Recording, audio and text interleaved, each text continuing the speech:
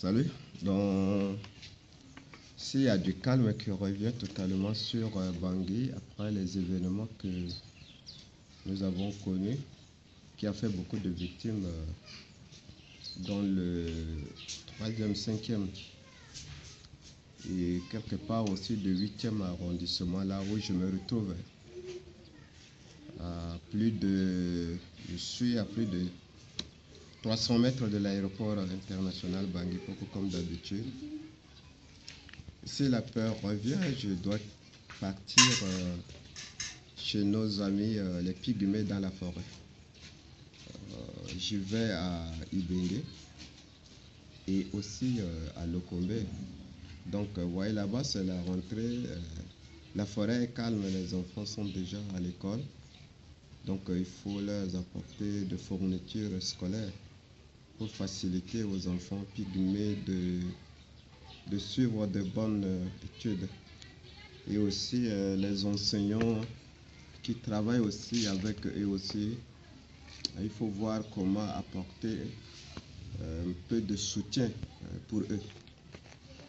Donc, je serai comme d'habitude avec notre ami, mon collaborateur, mon plus proche, le frère Narlet. Nous serions avec lui sur le terrain de Ibengue et voir aussi parce que comment les choses marchent pour vous informer. Donc, je vous demande de toujours prier pour les pygmées. C'est vrai que ce dernier temps, je me suis beaucoup donné pour le problème de l'orphelinat avec les petits enfants qui sont sur le site de l'aéroport pour l'orphelinat.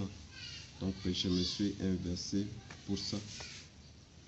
C'est tout à fait normal parce que tant que je ne suis pas en voyage, donc il serait mieux que je puisse apporter beaucoup à ces petits enfants. Et maintenant que tout se met sur les rails par la grâce du Seigneur, donc je peux voyager parce que je sais que il y aura Valérie, il y aura le frère Maxime, Gladys, Rode, Ophel, qui vont sur le terrain, qui travaillent même à mon absence. Le travail continue normalement. Donc il fallait que je reprends maintenant le travail de la mission d'implantation des églises. Et parmi les peuples non atteints, surtout les pygmées qui sont dans la pleine forêt de l'Afrique équatoriale, là où aussi Dieu a fait de merveilles pour voir que certaines choses ont vu le jour, l'exemple des écoles. Mais le gros problème que nous nous retrouvons sur le terrain peut-être, c'est que pendant la rentrée, nous pouvions avoir plus d'enfants, 400, 500 ou plus. Mais pendant la fin d'année, c'est facile qu'on se retrouve seulement avec des centaines d'enfants. Pourquoi? Parce que chez les pygmées, ce serait difficile pour un pygmée de ne pas manger en un jour. Donc un enfant pygmée, avant de venir à l'école, il faut qu'il y ait de nourriture. Donc pour les pygmées, avant que son enfant puisse venir à l'école, il fallait que l'école puisse organiser qu'il y ait de tontines pour préparer des bouillies ou quelque chose pour l'enfant au niveau de l'école. Et ainsi, le parent qui laisse son enfant de venir à l'école sait que l'école prend soin de son enfant. Voilà, c'est ça la culture des pygmées. Et quand il n'y a pas de nourriture, le lendemain, en allant dans la forêt pour chasser ou pour pêcher ou faire des cueillettes, automatiquement son enfant doit partir avec lui. Et cet enfant peut partir pour une semaine ou un mois dans la forêt pour manger. C'est-à-dire que la vie des pygmées se conjugue autour de nourriture quotidienne. Il n'a pas de problème avec tout ce qui se passe dans son environnement. Mais pour lui, sa vie se conjugue autour de nourriture quotidienne. S'il y a de nourriture à l'école, c'est-à-dire que soit à midi, l'enfant a de quoi manger avant de rentrer. Là, l'enfant pygmée peut fréquenter les 9 mois. Mais s'il n'y a pas de nourriture, alors ce serait difficile. Voilà pourquoi, quand nous enregistrons certain nombre des enfants, et pendant la fin de cycle, on se retrouve avec le peu. Et c'est très facile pour certaines personnes qui ne comprennent pas. Ben, c'est vrai que le frère Jean a dit on a tel, mais à la fin on se retrouve à tel. Et c'est le contraire. C'est vrai que c'est du mensonge. Mais la réalité du terrain prouve que c'est pas du mensonge, mais c'est la situation de la culture des pygmées. Et là où nous sommes, nous n'avions pas la facilité, hein, d'avoir de tontines, c'est-à-dire que de nourriture chaque jour. Et même si nous avions cette potentialité pour avoir, c'est-à-dire que faire des démarches autour de PAM, c'est-à-dire que produit alimentaire mondial ici à Bangui, mais nous aurons des véhicules hauts parce que amener peut-être une tonne de nourriture dans la forêt, ça va nous coûter, je ne sais pas, facilement dans les 1000, 1200, 1500 euros.